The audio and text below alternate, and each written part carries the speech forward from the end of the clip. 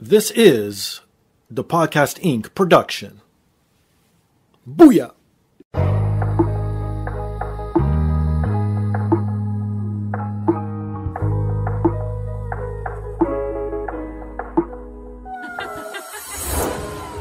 And now, this is the moment podcasting fans listening around the world have been waiting for. Coming to you, not so live from a listening device of your choice. It's time!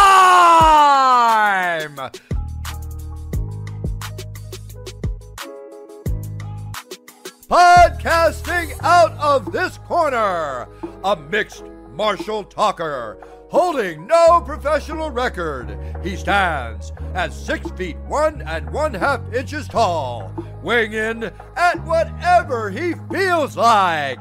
Hailing out of Toronto, Ontario, Canada, presenting the sometimes angry, always funny, self-proclaimed podcasting champion of the world,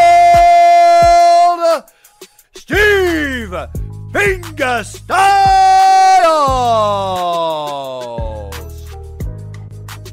So, welcome to another rendition of the podcast. I am here once again, always again, and joined by two returning co-hosts. One is the man behind Comedy Portuguese. The other is the man behind the Poisonrana podcast, representing proudly the Flying PorkChops, Ben Fate and Braden Herrington. Wow, you're like Alicia Taylor in WWE. You're like Bruce Buffer. I know. I'm trying. The following podcast is brought to you by... No.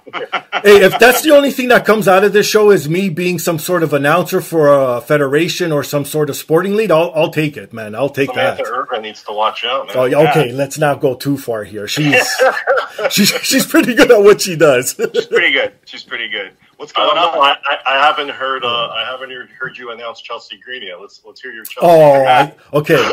Well, she's from. Okay. Do they see they don't see the weight of the women, do they? Coming in? No, they never do. They should start saying that. I'm sorry. You should never ask. Equality across the board. Let's get the weight of these women out there. But anyways, coming to you from Victoria, British Columbia, Chelsea Green. Wow, book 'em. Yeah, man. How was that? I'm convinced she needs to watch out. No, okay. We're going to have some haters writing in and saying I'm trying to take your job now. Don't quit your day job, is what someone's going to write. Right? Oh, my God. Well, gentlemen, how's it going today? How's everything doing? Start off with you, Ben, quickly. I know you've been doing some more interviews, some more appearances out there, getting the Comedy Portuguese brand out. What's going on, my friend? Talk to us. Update us. Yeah, it's been nuts lately. Man, because I've been getting a lot of requests to do more podcasts and stuff like that, and actually, I'll announce it here. Actually, I'll have something confirmed for sure this week, but it looks like we're going to be doing PorkChops and Comedy 3 in Mississauga, August 17th at the Portuguese Cultural Club. So that looks like that's what's going to be coming down the pipe next, and I'm super, super excited for that. I've already talked to you previously about it, but we're going to have you there too, so that's going to be great. We're finalizing all the comedians right now, but we're going to have Joe Botello headlining, and he's been really coming up on the scene in the world of Portuguese stand-up comedy. So excited to have him. I'll be hosting, so I'm excited to be doing that. And once we got the rest of the guys lined up and confirmed, just look for an announcement this week. It's probably going to drop at the same time this podcast does, so it kind of works out perfectly. So, but yeah, that's what's in the works. It's been nuts lately, but it's a good nuts, I guess you can say. It's a good nut. It's always a good day when you have a good nut. Yeah, exactly. Oh man, yeah, no, I can't wait for this too. Like, obviously, John Mello Productions is behind it. He's been on the show before too as well, and he reached out and told me a lot about all this stuff too. And I'm happy to be a part of it in my little way. I'll probably be there promoting the show and interviewing all the all the comedians before they go up or off stage as they perform live, and then probably bundle it all up for a future episode so people could tune into that who are not in the Greater Toronto area, who cannot attend. So at least you'll get a little preview of what these pork chops are able to do. So if you do want to come out to Toronto one day and support, then you can, right? So we're going to do a lot of fun stuff there. We're going to have food. We're going to have vendors, all that fun. It's going to be like the festas back in the day. It's the biggest festa of the summer, man. That's how I'm going to be promoting it. So what? I'm convinced it's going to be. So you can get food while you watch the Portuguese comedians. Can I have like my feijoada? Bifanas. I don't know what the club's going to be having, but yeah, it's the octopus. You know, I'll have to look in to see what the menu's going to be. But yeah, it's I know food and drinks are going to be available at the club, and yeah, after the comedy show, we're gonna have DJ. So like people that want to stay and just dance, nice. Give her. Bring your condoms. Yeah, exactly. I'm telling you, hide your babos. The fest of the summer, man. I'm telling you, so super excited for it because it's the first show too. We're doing like post pandemic, so right. Yeah, we had done a couple before, and they all went well. They all sold well, and yeah, they're just a good time, good vibe, a lot of positive energy. That's all you can hope for, right? Forgive the mungie cake here, but how do you say it's gonna be lit in Portuguese? Like, is there a lit translation? Where I try to go, you try to translate lit and something. I'm not up to my Portuguese lingo. I still use "meu" as "bro," so that's how far back I go. I guess it would be like, I don't know, fire. Fire? Like in Portuguese, yeah. We were to say it would be "Massifog" or Massifog. That's what it's gonna be. Yeah, exactly. There you go. Oh man! So to any pork chops or Portuguese listeners who do know the lingo, please write in and let us know what the Portuguese version of lit is. How do you say lit in Portuguese? Because we're all drawing a blank right now. I like fasoga. Yeah. Jeez. Too funny. No, yeah, that looks good. Please stay tuned to the socials. Obviously, we'll be promoting a lot of that fun stuff where you could get the tickets, where you could support, where you could go find all that. But Braden, how have you been, my friend? We recently just saw each other at the Demand Lucha show. So how's everything, buddy? Yeah, shout out to peeps at Toronto. We got to meet up this week. We went to some indie wrestling in Toronto, Parkdale, Toronto. And sketchy Parkdale. We love going to these indie shows because, like, even if you're not a fan of wrestling, like seeing like the small time kind of like independence is a lot of fun. You get to see a lot of like cool wrestlers that one day, you know, you will see on TV. In fact, most of the stars I see at Demand a year ago, 2 years ago are now pretty popular on TV programs and stuff. So usually they're a bit of the head of the curve, but we were having a fun time watching some lucha. You see, Mexico's got like the Mexican wrestling masks and stuff. We come on this podcast too many times with how there's just not enough Portuguese wrestlers out there. But we need a Portuguese lucha wrestler eventually. The mask, it's just waiting to be like. There's so many different things you can do. I know, right? Roosters or whatever, not. But yeah, we had a fun time. We what did we see? We saw some ECW people, which was odd. It was a lucha show, but it was an ECW brand. So who was there? There was Rhino. There was Tommy Dreamer. Tommy, super crazy. Oh, super crazy, which we got a fun story soon. And who else? There's someone else, wasn't there? There was a fourth, I believe. I think that was just it. Was it? Okay, anyways. People. Which is crazy because just like a month or so ago for Mania, I went to the ECW arena. It was a bucket list thing personally to go to this dingy bingo hall, which has been like redone and it's all like popping now, but I went to like this ECW tribute show there as well. So I've just been in an extreme mood lately, it seems. But did you have fun at Demand? You've been to Demand before. Yeah, but I went to Demand when it was like in its inception, when it just changed from, I think it used to be called Lucha Market or something before, or even Squared Circle, even in the later days, right?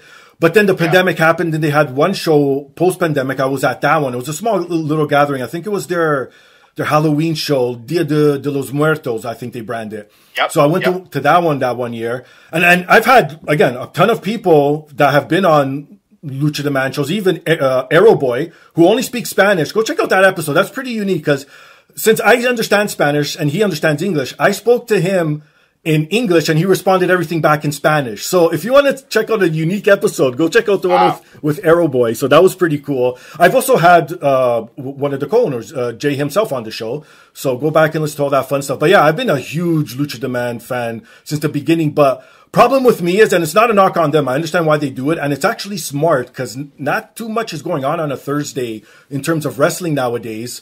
Is they run their shows on Thursday nights. As a guy who works 9 to 5 during the week, it's kind of hard, right? Especially to go into the heart of Toronto to check out these shows. So I was off during the whole week, so it was a perfect opportunity. I'm like, yes, I'm going. I didn't even care who was on the card. Then I saw after who was on, and I was like, okay, bonus. And no, it was top to bottom. That first match involved a four-way, which was crazy.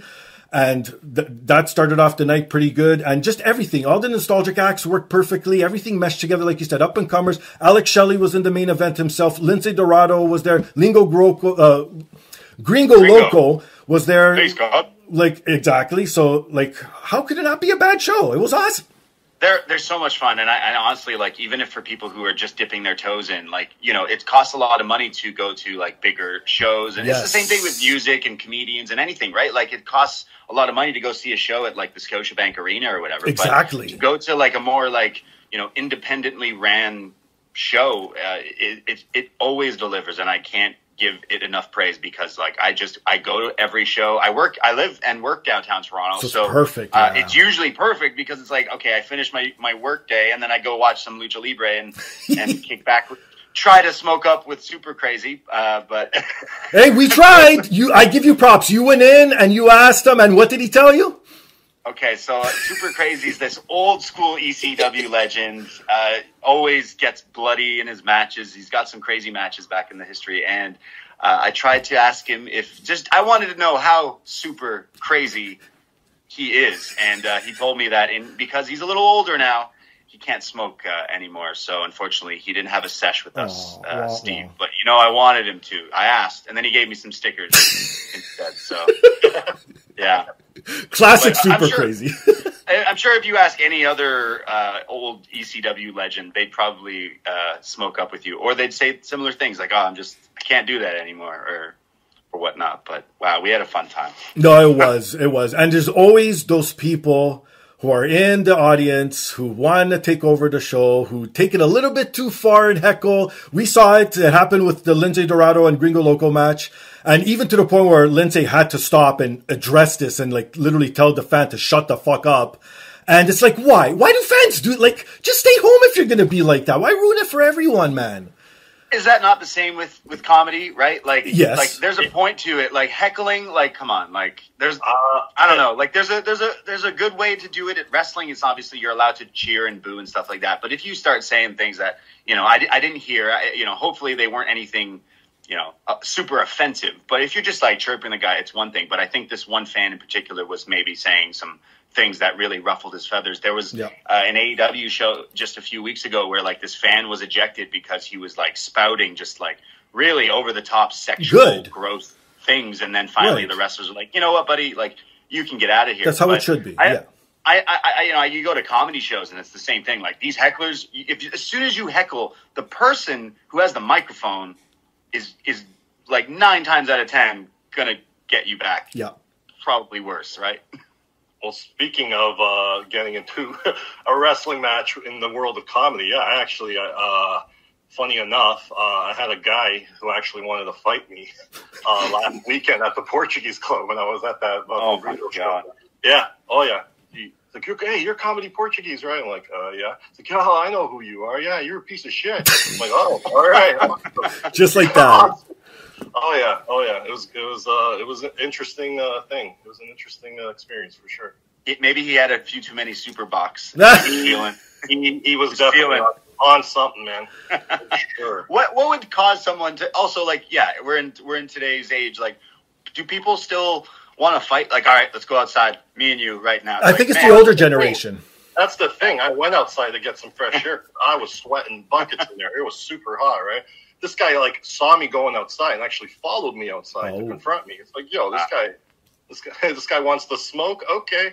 But at the same time, it's like, no, like, I can't, you know, I'm, as much as I don't look at it that way, like, I'm like, as much as I don't look at it that way, I'm a public figure in a sense, because I have a following. So like, if I'm gonna knock out some 60-year-old guy, it serves me no benefit. But oh man, it was it's you get haters everywhere, man. Doesn't matter. You get haters in anything in this world, and people are always trying to knock other people down for what they're doing and stuff. And I mean, that's the way of the world. But people trying to fight people is like, come on, guys. It's and I have a few buddies who are like training and like different things, and like it's so funny going out with people who are fighters or who are trainers and stuff like that, who always want to like stop the fights. Right. But that can go really wrong because you can interject. I remember a friend of mine trying to stop a fight years ago and ends up getting like bottled for no reason like whatsoever, and it's like it's not worth it. I'm always worried about that. And in today's age, like someone says they want to fight you, does that mean they have like a knife in their pocket, or are they going to throw a haymaker? Like what are they? What are they? No, you know what they do? They pull out their cell phone, go on social media, and then start harassing you there.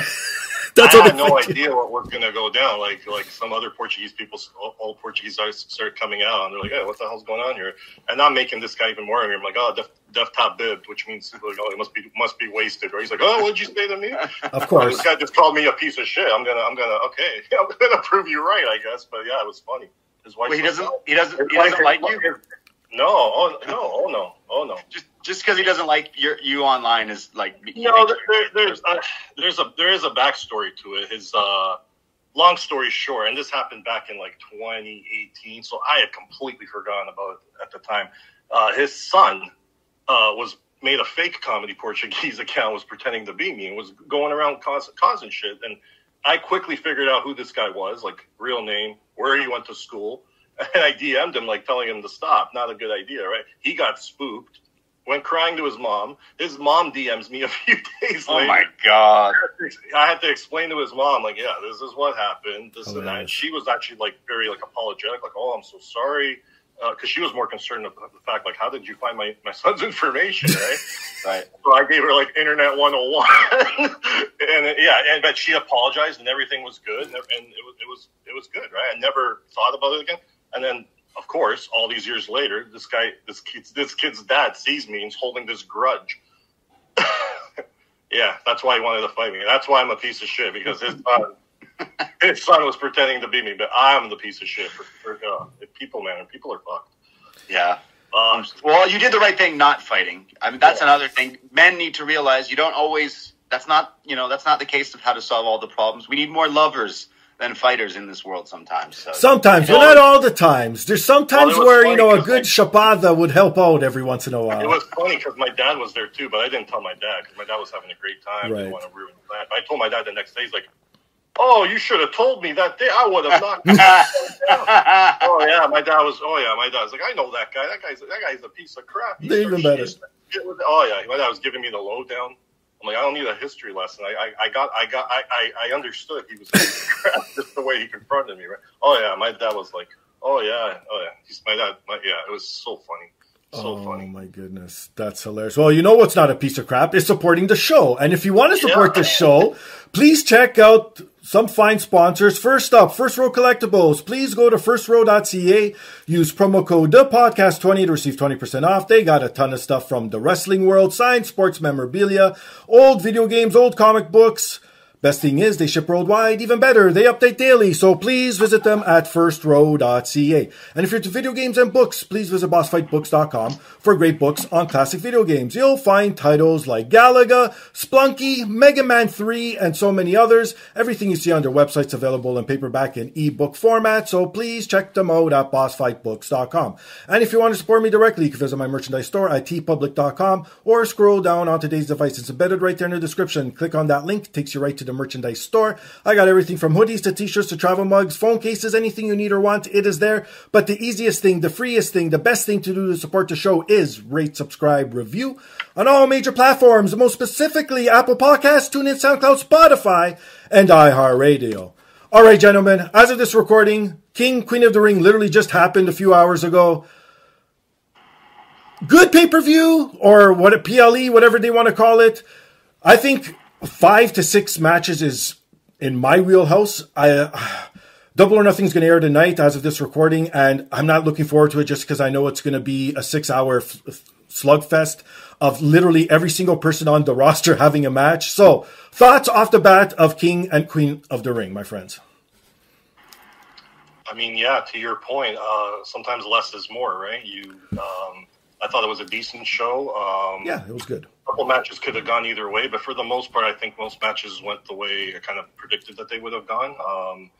Again, it's a Saudi show, but for a Saudi show, it was. I mean, it was what it was. I wasn't like blown away, but I wasn't like disappointed by it as well. So, yeah, I definitely think it was maybe better than some of the King of the Ring stuff before, but it still is a WWE show. It didn't necessarily blow me away, but there's some talent there that you can see like going forward will be kind of in this next generation, this Paul Levesque era that some people are calling it, the Triple H era. Like, he's doing a good job, and like I'd say I'm a little fatigued from WrestleMania. Like I'm a little like wrestled out a little bit, and it goes away. But this one, like, I felt like, all right, I'll watch it just to like be a completist. But I kind of could see the results in this one. I mean, you had Gunther becoming your King of the Ring with sort of pinning Randy Orton to the mat, because there's a little controversy there with the camera angle not showing his shoulders down. I'm sure we'll get a rematch on that. But Cody Rhodes and Logan Paul, like Logan Paul being a YouTuber that I wasn't really familiar with before WWE, and now like has put all his chips into WWE, and he's doing a really good job because he's stepped up as a wrestler, but he's just so much fun to hate and to boo. So I think he's great. But Cody Rhodes finally winning the title and now being champ. Hopefully this reign goes a long way. But there's some other stories that are like pretty compelling, and that's Sami Zayn with the IC title. Yep. Him and Chad Gable have a great feud going on. Money in the Bank is the next WWE pay-per-view, and it's here in Toronto in the Dot, and I'm hoping it's Sami versus Gable one-on-one, because I think that could be like the match of the show, definitely. But overall, I didn't necessarily think it was a bad show, but it wasn't anything that blew me away this time around. But I am happy that Gunther won, because he's someone who should be in the main title picture and will be champion within this year or something, because they said the winner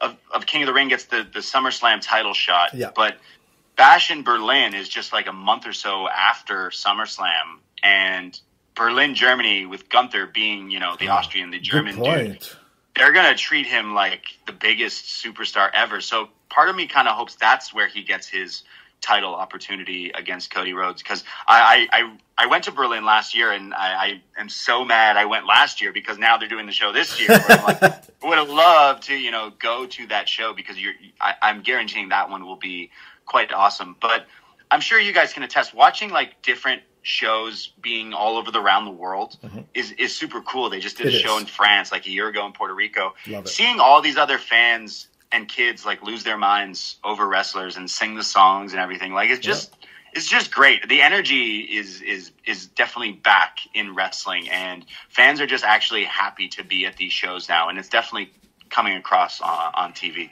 And that's the thing too, like by doing that, like you can have a decent show, but you have an audience in the crowd like that, like Backlash was like, if you didn't have that crowd at Backlash, it probably would have been a decent show, but that crowd made that show like, wow. Yeah. So you're even watching it at home, you're more invested because of how hot the crowd reaction is. And I think that's definitely what they're pivoting towards, is doing more shows around the world. I think they're obviously aware of it.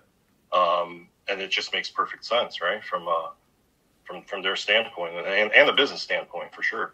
It's cool seeing like other people in other countries love the same stuff that you like, right? Like, you ever walk around your house making your morning coffee and you're singing Cody Rhodes' theme song? Well, here's like hundreds of thousands of people in different countries. And they sang Orton's theme song last night too. So like that's going to be a thing now, right? Thanks to the France crowd, right? So I thought that was interesting for sure. Yeah, it's a good time to be a wrestling fan, because like you said, like today there's AEW. I feel like AEW is taking a bit of a hit because of how successful WWE is doing again. Like WWE was kind of not in the gutter, but it was kind of the fans were kind of turning on it. Yeah, so that's when AEW kind of started and definitely picked up those people who were like, anti WWE and anti-Vince McMahon. But now WWE with Triple H, we're kind of like, it's kind of good again. So maybe less time for people to invest in other wrestling. But for the real diehards, they'll watch everything. They'll always watch everything, and it'll be good. The pay-per-views for AEW are still pretty good. And again, we're recording this before the show, but a spoiler, if you will, is like Double or Nothing was a good pay-per-view. The TV for the next few weeks will be kind of shit, but the pay-per-views are always good. Is kind of how it is, and that's the same with WWE. I think like as much as you try to watch your 3-hour Raws, again, you're like, okay, this is still a bit of a slog, but and you can predict everything. It's getting better. Getting better though. It's getting better. So getting better for sure. It's such a good time to be a wrestling fan. No, it really is. And you guys said it. There wasn't really surprises on any of these matches, except probably the first one. I wasn't expecting Liv to pull out that, and obviously with the involvement of Dirty Dom, like that was out of the blue and nowhere, and so that was nice to see. And it was like, oh, okay, they did this right off the bat, so maybe everything is going to be like out of whack on this show. But no, then you saw it, and it went. But again, the storytelling was great for knowing what the outcomes were going to be, if that makes sense. Yes, I agree. Like I saw Liv winning it, and also because like I've been seeing like the online reaction of Becky winning. It's like, oh my god, Becky again. Oh, here we like, go. You know, yeah, okay, good point. Here we go, Becky again, right? So like I like, people were freaking out about that. I'm like, okay, they're probably just going to give it to Liv here because of her whole revenge tour thing. But with the whole Dom thing, that adds another interesting layer to the story for sure. Like, did he purposely slide the chair into, you know, like. Because he made it seem like he didn't want that to happen, but you know, we've seen the backstage footage of them talking. So, like, what's really going on there? Is Rhea going to come back? Is Liv going to be part of Judgment Day when she comes back? Like, what's going to happen there? Like, you know, that does invest you into the story, right? It's true. When Rhea comes back, she's going to be a massive babyface. Oh, you know it. Yeah. So, I mean, I'm not. I think Liv's good. I just I can't buy into her as like a top contender. I agree. Like, what did it for me is like they had her beat Ronda Rousey like 3 times in a row, and it's like the believability factor. It's like, really, like Liv's beating a former UFC. Not only former, at one time the toughest, baddest woman in the world. Yeah, exactly right. And it's like Liv's great, but she's just she's missing something. In my opinion. I don't find her one of the like top competitors, and I gotta praise her for stepping up and getting a lot better and improving. Because for a while, I think people were just like, "Oh, she's a pretty blonde, and that's why she's kind of on TV." I definitely think she's definitely stepped up and elevated, and I think this is a good moment for her. I'm a huge Becky Lynch fan. I'm a huge fan of some of their bigger stars, and I think having her win here can position her to get into one of those slots. But when Rhea comes back, that will be the biggest like feud going, and the crowd will definitely eat it up. But yeah, Liv for me isn't definitely not quite. I don't think she can't get there, but I mean, she just won the title. Like, it'll be interesting to see what they do with it now. Like, she's missing something, and I don't know what it is. Okay, how about this? How about I play devil's advocate and pose this on you guys? Is it maybe, since we've been watching her, and especially you, Braden, you saw her in her Jersey Girl stage in NXT, is it that maybe is still in the back of our minds that doesn't make her believable? No, because I watched Becky Lynch's debut in NXT like 10 years ago, and she came out doing an Irish jig. That's right. And I was like, what the hell is this? And then when I saw her get punched in the face and there's blood all over her face, I was like, there's a star right there. I just feel like Liv is a star. Like, we're kind of hating, but she's definitely popular with the fans right now. But I'm definitely like, you're still not, like, for me, call me crazy. I like wrestling because I like wrestling. You know what I mean? And sure. Her matches are not. Yeah, they're okay, but just not top tier. I know what you mean. Yeah, I think she's like the female Jey Uso right now, like super over. But like when it comes to match time, it's like I'm not like blown away by Jey Uso's matches, but I like Jey Uso and like I like Liv Morgan, but I don't know. Like it's just they're almost like main eventers, but not quite. Even though he calls himself main event Jey Uso, like I know what you mean. You know? Yeah. No, it makes total sense. Well, it's still speaking about the women. Thoughts on Nia winning it and the finish of that match? That was pretty brutal.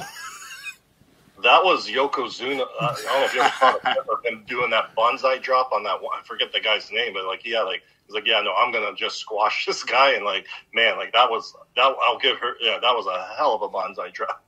Definitely thought that spot was pretty cool. But Triple H has done a lot of good stuff for WWE that we're forgiving him for some of the other stuff when, like, bringing back Nia Jax. I don't care what kind of gimmick, lipstick, costume, whatever you try to put this person in, I will not care. Yeah. So I actually kind of was not paying attention to this match until when the finish came, and I was like, "Oh, that was pretty big." So a cool finish, but you can't. There's nothing you can do to, like, you announce now it's Bayley versus Nia Jax at SummerSlam already. Like, cool. I know. Great. Now I know which match to go smoke during that. Was thinking of going. It's in Cleveland, and I'm like, that doesn't really make me want to go. So you know where they're going to go with this, right?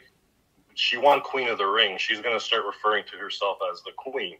Who else refers to themselves as the Queen? Oh, Charlotte. She's not there right now. Yeah. Right. Yes. And that doesn't. Good point. I'm not screaming for Nia Jax and Charlotte either. So I mean, I could see them going that way. Like, her coming back, going, Sorry, who are you?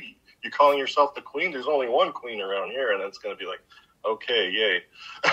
Like, it's nothing for me, but I can totally see them go in that direction, right? I think my highlight was definitely Gunther, like, kind of winning. Triple H has now said they might rematch this because, again, the shoulders were down from Randy. But Gunther is, like, such a great star, and people have, like, jumped on him really quickly. Like, from being on main roster to where he's gotten now is pretty fast tracked. And that's a credit to him because of just how good he is in the ring. Like, even though he's a heel, like, people can clearly see, like, this guy puts on great matches. He's a great technician. He's just a great all around great wrestler. And going back to that finish, it'll be interesting because I think, even if it was planned that way and they're kind of playing off it, or they're just playing off it because it happened that way, like, it still sets up, I think, Randy versus Cody at SummerSlam.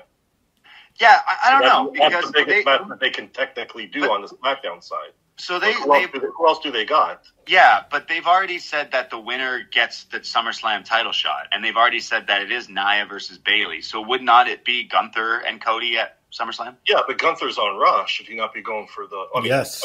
I know what you're saying. Whoever's the champ then, they announced that champ thing like the day before. Like, I thought they could have probably promoted that a little bit better. Like, that was like a last minute, like, oh, by the way, whoever wins these matches, gets a title. It's like, whoa, okay, like, maybe if I had known that earlier while the tournament was going on, I would have been more invested. Not to say that the tournament wasn't good. This is probably one of the overall better King of the Ring tournaments they've had in quite some time. Like, the match quality was great. Yeah. But, like, I think knowing, because, they win King of the Ring, then what? Like, we didn't even know that going, like, watching these tournament matches, right?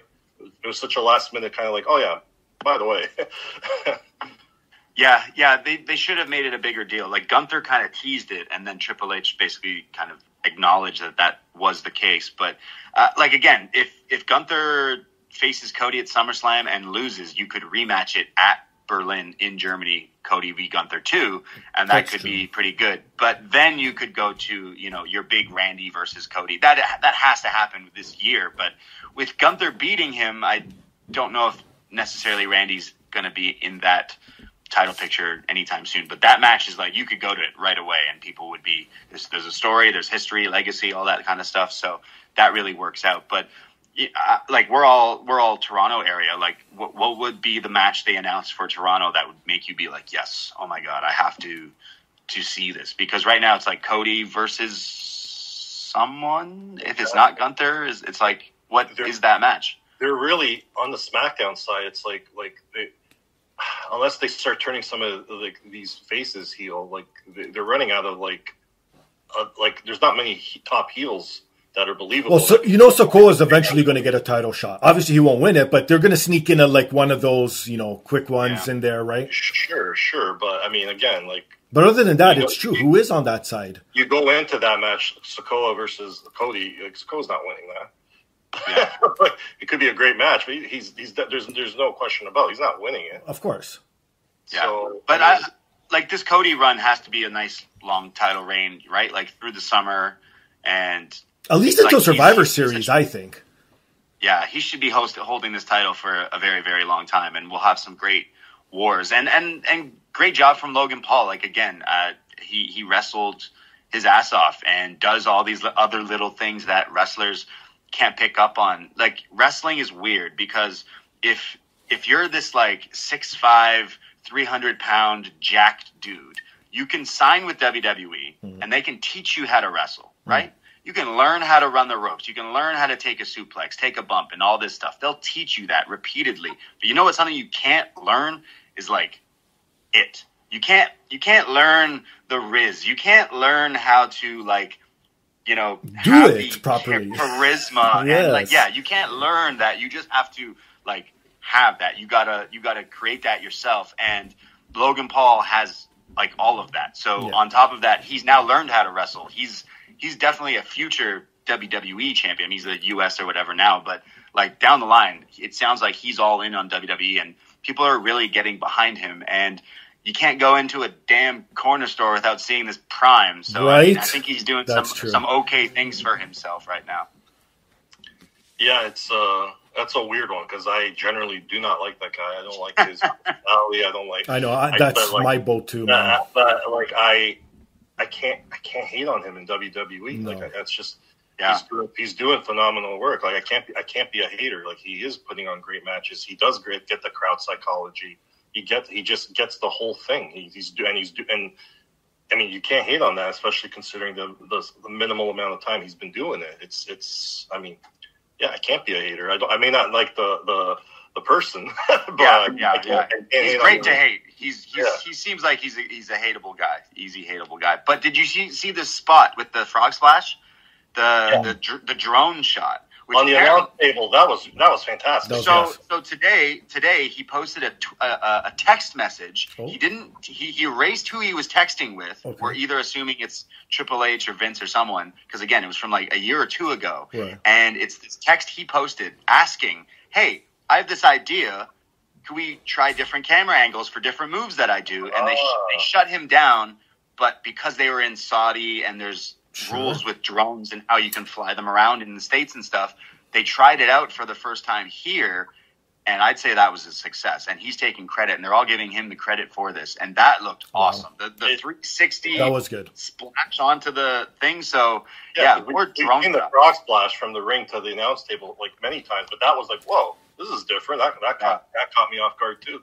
Like, wow, okay, cool. Very impressive. So, like, little things like that make me actually think he's really invested into WWE, and I could see big things for him and the company with him helping them and doing stuff. But having Cody as their champ, like, going forward, like, right now, I just want to see some more bangers and some good matches and some good stories. And you kind of got that with all the different characters that they've been building up. So, yeah, like, wrestling is pretty hot. Again, I'm fighting the fatigue since Mania, because Mania was like Endgame, Avengers, right? Like, that was like, it's a new phase now. It's the slow burn again. The story finished, but then a new story starts. So, yeah, everything's good cooking right now. No, it is good. And going back to that world title picture, I know what Ben's coming from is that, you know, it's like you do have Damian on the other side, right? And if Gunther's on Raw, he's going to eventually go for that. But how about I throw this at you guys? And not even to throw into the mix CM Punk into that world title picture either when he eventually comes back. But you have Priest, again, at Clash, drop it to McIntyre. Then at SummerSlam, what's his name? Gunther wins it. And then at Berlin, you have the rematch, Gunther versus McIntyre. Because then you have the two European sides going at it. Like, you know what I mean? If Punk's good to come back by SummerSlam, and I don't know that he will be, I would do the same thing. Like Damian loses to Drew. You do Drew and Punk at SummerSlam, or even do that, and then Punk takes it again, Punk, and you can do it where Drew costs Punk. That would probably. I'm not going to say that's not going to taint Gunther's win. But then it sets up Gunther versus CM Punk too, if you want. Yeah, no. I see. So right now they've advertised Damian Priest versus Drew McIntyre for Clash at the Castle. Yeah. When most people, if you've been watching the programming, they've been promoting CM Punk versus Drew McIntyre. But Brittle Bones just isn't ready for that yet. So obviously it's SummerSlam, and like I'm sorry, but like I don't have much interest in a CM Punk match because. But it's going to happen though. Is it going to happen? He's going to get hurt again. I accepted that it's going to happen because it's going to happen no matter what. So like the guy, I have no interest for it either, but I could see it going that way, right? So clearly, something I think they're going to do is have Punk yet again cost Drew the title in his in his own backyard in Clash of the Castle. Therefore, Drew versus Punk non-title at SummerSlam is your big matchup. If they do that, Punk's going to be a massive heel. Maybe definitely that night. For just like 5 minutes, and then that's true. Yeah, sure. Yeah. But she's done shit like that before. I like Punk as a heel better anyways, because it's Punk. So, I mean, it'll be interesting to see where they go with that. But I mean, that's just it. Do they have Drew win in at Clash of the Castle, and do they have Gunther win in Berlin? See, but this is the positives. Look how much branches that we have talking about it because it's so good and we don't know where it's going to lead. And it's not that we're nitpicking like how we used to before when the product was stale. It's like, no, we need them to do this. We're actually like, maybe they'll do this, maybe we'll do that. Like, it's good conversation. Yes. The fact that there is so many good options and we're talking about it and we're not shitting on it, that's a good thing. We're just being fans and like, it could go this way, it could go that way. But we're not like, I don't think Gunther as champion, no, I'm not going to hate on that. Exactly. Either Drew as champion. Drew's doing great work right now, so it's like, you can't hate on any of that. It's all. Well, speaking of SummerSlam, what do you guys think of the now announced 2 nights moving forward, starting in 2026? Oh man! Okay, speaking of fatigue, is that? I think it's next year. No, 2026 it starts. No, they said 2026. Yeah. Okay.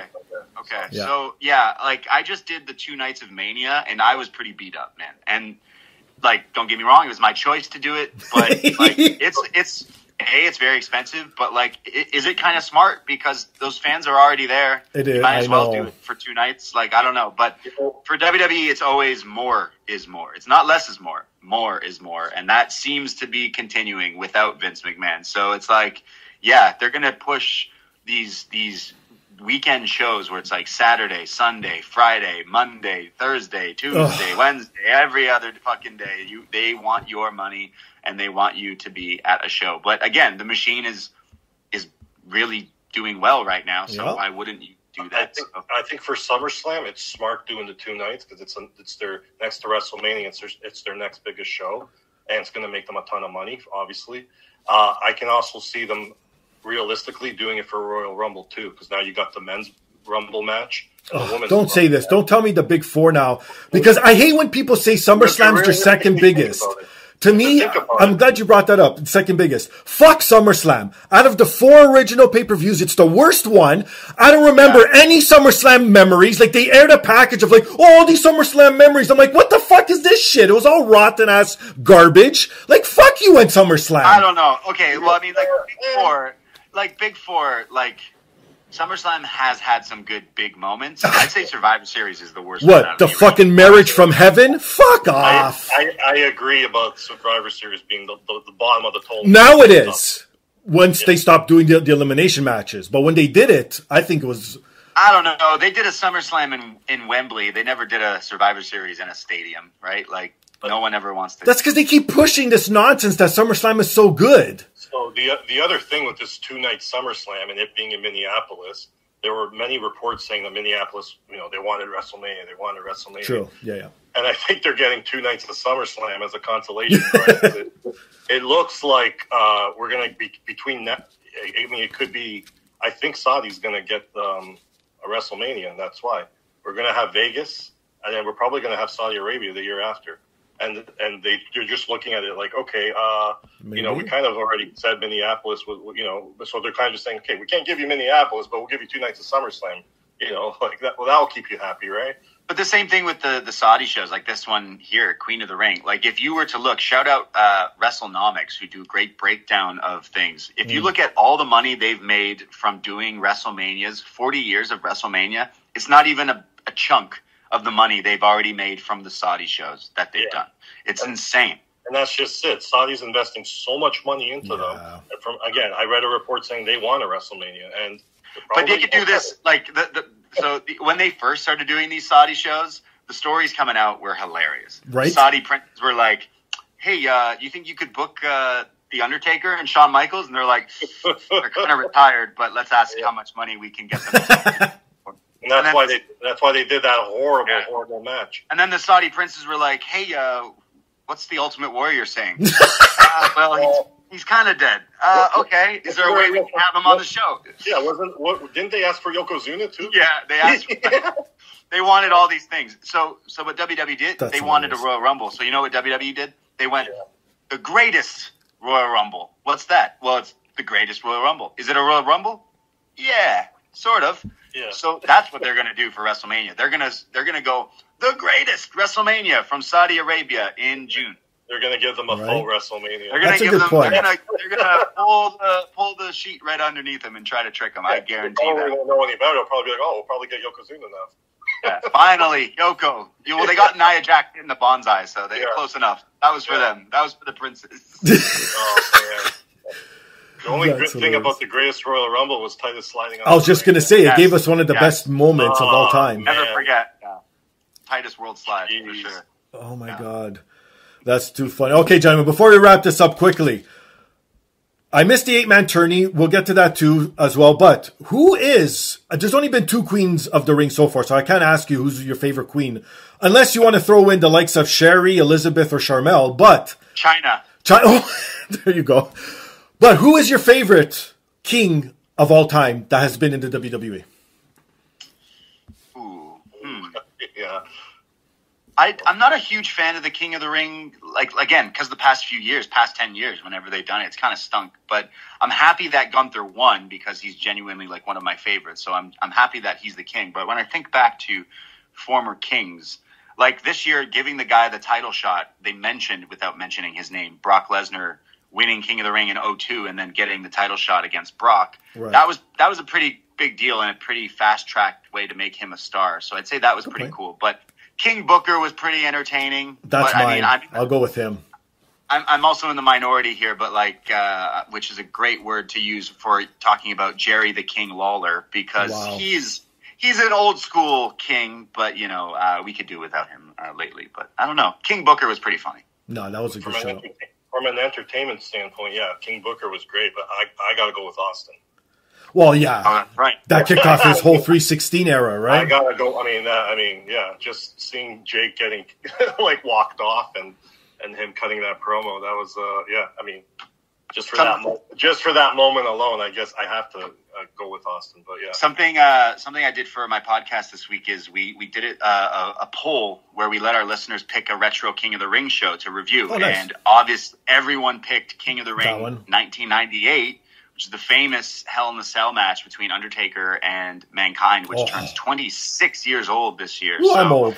Just this month, actually. So just recently rewatching that pay-per-view, it was pretty fucking awesome. Obviously that match is infamous and a classic, and pretty much Undertaker murders Mick Foley twice live in a match. But the rest of the show is silly and fun, and there's some good wrestling as well. So I'd say that if you're talking about best shows, 98 is the go-to classic, but then kind of people were bringing up Kurt Angle and Shane McMahon. That's my favorite. Kurt's my favorite of all time, so that's my favorite King of the Ring match of all time. That match was so good, just pure brutality. The glass, you remember it's the glass ones where he doesn't go through it the first few times, and then finally, you could feel the pain there. It's oh man, what are they doing? Yeah. That's well. How about this? I'll throw this at you guys. Did you know? Quick fact, that Tito Santana is a former King of the Ring winner? I was not. I have no memory of this. Me neither, but if you look it up, he's listed as one of a King of the... I don't know if it's on WWE site, but he officially has won a King of the Ring. Or took the title, because I know back in the day, they used to do that swap, think how Macho Man did from Haku and so forth and so on, right? So if you look it up, it'll be listed there as Tito Santana. He won the first ever King of the Ring. Oh, the first ever, even better. You see that? Yeah. Wow. Yeah. Shout out to Tito Santana. King Santana, nice. One of my buddies here thinks that Tito Santana may be his father. Shut up. Legit? He thinks it? We went to a Demand Lucha show, and Tito Santana's daughter was the special guest ring announcer. Oh, okay. And they introduce her as that, and she comes out, and my buddy turns to me. He goes, "Is that really Tito Santana's daughter? I'm like, well, I mean, they said it is. And I'm like, why? And he goes, my mom may have had some fun with Tito Santana a few years ago around the time I was born, and I'm just not sure. And I look at him, and I look at picture of Tito Santana, and I go, nah. But then now I just keep calling him Tito Santana's son. That's hilarious. He's definitely not. That is hilarious. Funny. Oh man, can you imagine if that was true? I told him that he needs to stop looking at this ring announcer though. It could be his sister. Oh shit! Right. Imagine finding out that way. Oh, that's brutal. Like, whoa, this ring announcer. Imagine they were dating. It's like, let me introduce you to my father, and he's like, That's like soap opera stuff there, man. Right? Oh my God, that's too funny.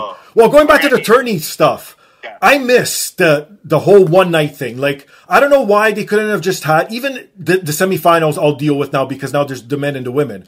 Have both semifinals and both finals, and right there alone, like there's 4 matches, like you know what I mean? So why not have it all in one night? I miss those one night formats, and now especially all being under the same umbrella as the UFC, it's a good way to kick back to the UFC and having like this 8-man tournament. Why not? I guess it's hard to promote when you want people to buy tickets. It's like, well, you know, like these matches are announced and stuff. But I don't mind when you would do like the semis and the finals on the same night. Yeah, you don't need the whole tournament, but like 2 matches each person, kind of like the semis, two semis and 1 final, right? Right. That makes sense. I think from a business standpoint, it hurts them doing the whole thing in one night too, because they do have a plethora of talent. So, like, if you're paying hours, yeah, exactly. So you need to get all the talent on the show.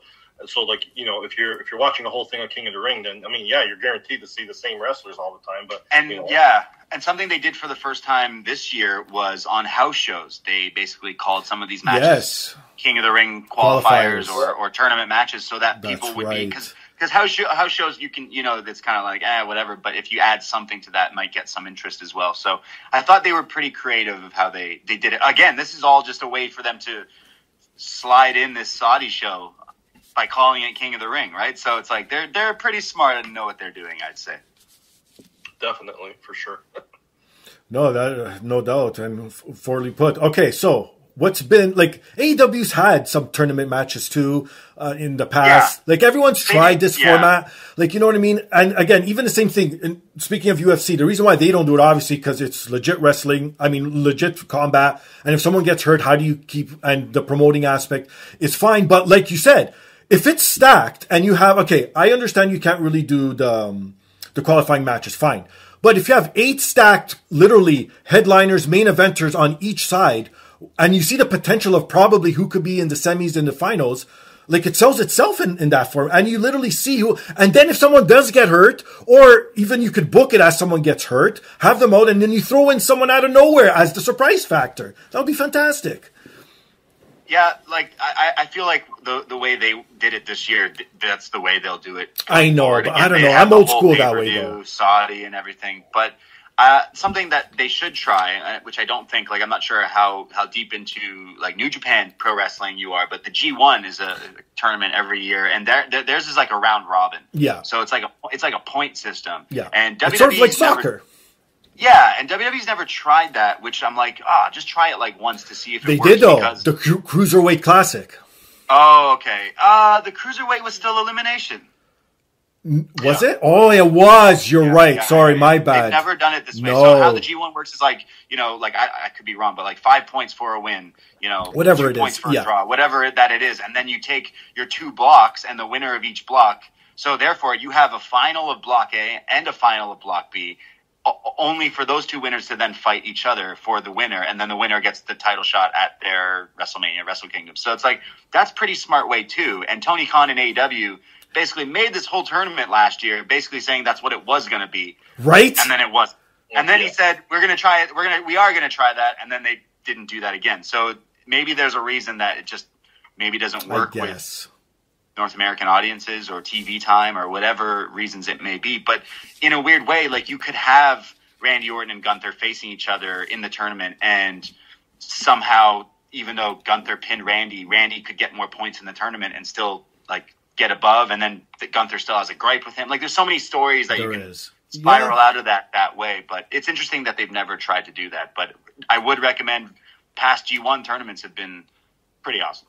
See, now, correct me if I'm wrong, when it is G1 time, I think it's in August, right, in the summer, is it solely focused just the storyline on G1? No see, I wouldn't mind WWE doing that and just having like these guys in this story for a full month, so you don't have to, and then, you know, like the main event or someone else on the side. Yeah, you still have, like, you know, your champion will probably still have a defense on one of the shows. You know, there'll still be like other matches or whatever, but they very focus, and when the G1 is on, it's like a whole like month of just like wrestling nonstop, and the same guys could wrestle each other and different people, and you try to, again, it's like real sports where you're trying to look at like the brackets of like the standings. Yeah, exactly. So it is cool that they try to do that, but WWE they're actually saying the word wrestling again on TV, which means maybe going forward they do try to treat it like a bit more like a sport. But when I do watch Japanese wrestling, that's something that they very focus heavily on, is like trying to make it sports like. AEW's trying to done that, but it's still just some good old-fashioned pro wrestling. True that. Well, gentlemen, it's always a blast talking to you guys about wrestling. Always fun. Shout out to Dave, who couldn't be here, our other flying pork chop. He'll be on next time, most likely, so we'll get the crew back together again, as they say. But, gentlemen, promote your shit, what you want to put out there. Floor's all yours. Yeah, I mean, we got to get Dave on to discuss next time what's going on with these asteroids or aliens in Portugal. I don't know. That's right. We didn't even bring that up. I know, right? We'll have to discuss this next time when the crew's back together, because stay safe out there, Portugal. The aliens are coming. It's because of the good food. They heard the place to go is Portugal if you want some good food. They're like, we're not invading North America like we do in every freaking blockbuster movie. It's like well, you mentioned there's some comedy stuff coming up in the city. I also have some stuff coming up for any wrestling fans that are in the Toronto area or are coming in for Money in the Bank. We are doing a pre-party at Yuck Yucks in Toronto, May 5th, the same day as Money in the Bank, just a few hours before the show. Come on over and check out some laughs. We're going to be doing live podcast with Post Wrestling, John and Wei, doing a live show. We're going to try out some wrestling improv and wrestling comedy, as well as some games and prizes and so much fun things. So follow my socials at Poisonrana Pod on Twitter, Instagram, all that stuff, and join the Facebook page and stuff. But follow the socials and get your tickets, because we're going to do so much wrestling stuff that weekend here in Toronto. So we do a bunch of watch parties as well. We are doing a Clash at the Castle watch party. And then going forward, like it's summertime, maybe less watch parties, but there's Money in the Bank actually here, so that week will be absolutely crazy, no doubt about it. So come check us out and give us a follow. Also postwrestling.com and poisonrana.ca. Ben? And like I said, I got that show coming up in Mississauga, August 17th. Look for more info coming out this week. I'm also, like I said, I got some other podcasts lined up. That's been crazy. And I mean, I also I got a Portuguese remix coming out, because I do music production in my spare time too. Not a lot of so I got a remix of a Jorge Freire track coming soon. I'm just working on the mastering aspect of it now. But pretty hard remix. It slaps pretty hard. And I got 2 other song parodies that I'm currently working on too, because those are always fun to do. Sweet. But I got the show. I got some song parodies. And if anyone. You can find all my social and all my links and all my merch at comedyportuguese.com. Easy to get a hold of. That's pretty much it. And for myself, you can find me on Instagram and X under Finga Stylz, or you can follow the podcast on X, the podcast app. Email us your thoughts, suggestions, comments, anything you want to get off your chest at thepodcastdapp@gmail.com. Please support those fine sponsors, because if it helps them out, most definitely helps me out. And most importantly, please rate, subscribe, review on all the major platforms. And if this is the first time you're listening to the show and you like what you heard, please go back and listen to previous episodes featuring these fine gentlemen you've heard today, or go back and listen to wrestlers I've had on from WWE, AEW, ROH, TNA, NWA, the aforementioned Demand, Lucha, and so many others. All right, gentlemen, before I let you go, quickly, no context, I don't care why, who do you think should win both male and women's Money in the Bank? Oof. Well, for women, I think it's got to be Tiffany Stratton. Good shout out. That would be mine too. Yeah. Because Absolutely. I could see her making the thing pink and bedazzling it. You know, it just fits her. It fits her so perfectly for this point.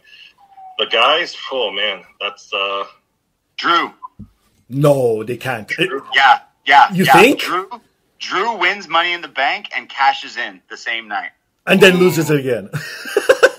The next night on Raw. CM Punk then has to give up the title because of injury. Oh. yeah, that could be intriguing. They're probably going to do. I mean, they don't do. I wouldn't mind Gable with the. I was thinking that, but I honestly think it's going to be Braun or Carmelo. Yeah, but I mean, for a world title. Well, you can hold it for a year. It gives them time to build. Sure, but man, especially Braun, you know they're going to fast track him because you see what they're doing. They're turning him into Brock Lesnar, right? So sure, I just feel like it has to be someone that's like an upper mid. I mean, Jey Uso. Yeah. Well, yeah, they could. I mean, he just won King of the Ring, so I guess that doesn't make any sense. But I like because Drew's character is he's always like calling people hypocrites and everything, and the way that he got cashed in on and stuff like that. It would be funny if he were to now have the briefcase, but yeah. Tiffany is easily the one. Yeah, on the women's side, that one's easy. That's what I was thinking too. So yeah, the men's obviously they could go many a lot of ways. So it would be funny to see Gunther come out for briefcase and a crown. Although if you noticed when he won, he refused to put the crown on. Yeah. He doesn't want to mess his hair, man. He's always fixing it. He's like, yeah. He was probably like, yeah, this is goofy. I'm not putting this on. Yeah. They sell them now. That's why they made these new credits. They can sell them for more things to buy. But yeah. Of course. I'm excited for Money in the Bank, and hopefully anyone listening, like Toronto area, like it's going to be a fun time, like a whole weekend. And NXT on the Sunday as well. Yep. There's rumors of Julia making her debut as well. So like I'm looking forward to all the wrestling. GCW announced the show on that Friday. Yes. Toronto too. So like there's wrestling every day, all the time, and I'm sure there's other like wrestling events and everything going on. So I'm excited. Shout out to wrestling. On that note, he's Braden. I'm Steve. This is the podcast. Peace.